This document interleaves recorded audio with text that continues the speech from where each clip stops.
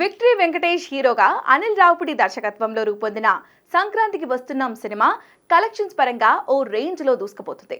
సంక్రాంతి సందర్భంగా జనవరి 14 విడుదలైన ఈ సినిమా తొలి రోజే ప్రపంచవ్యాప్తంగా 45 కోట్ల రూపాయల గ్రాస్ వసూలు చేసి వెంకటేష్ కెరీర్లోనే అత్యధిక ఓపెనింగ్ సాధించగా తర్వాత కూడా ఏ మాత్రం తగ్గడం లేదు. 2 రోజుల్లో ఈ సినిమా 77 కోట్ల రూపాయల గ్రాస్ వసూలు చేసి మూడవ రోజుకు వచ్చేసరికి ప్రపంచవ్యాప్తంగా 106 కోట్ల రూపాయల గ్రాస్ను రాబట్టి 100 కోట్ల క్లబ్లో చేరుకుంది. ఇక 4వ రోజు కూడా ప్రపంచవ్యాప్తంగా 131 కోట్ల రూపాయల గ్రాస్ను రాబట్టి మరింత ముందుకు దూసుకెళ్లిపోతుంది. ఈ విజయంతో వెంకటేష్ తన కెరీర్లోనే బిగ్గెస్ట్ బ్లాక్ బస్టర్ హిట్ కొట్టినట్టు అయిపోయింది. సంక్రాంతి పండగ సందర్భంగా విడుదలైన ఈ సినిమా కుటుంబ ప్రేక్షకులను ఆకట్టుకుంటూ బాక్సాఫీస్ వద్ద సంక్రాంతి విన్నర్ గా దూసుకెళ్తుంది. కామెడీ, కుటుంబ అనుబంధాలు, భావోద్వేగాలు కలిగలిపిన ఈ కథ ప్రేక్షకులను మెప్పించింది.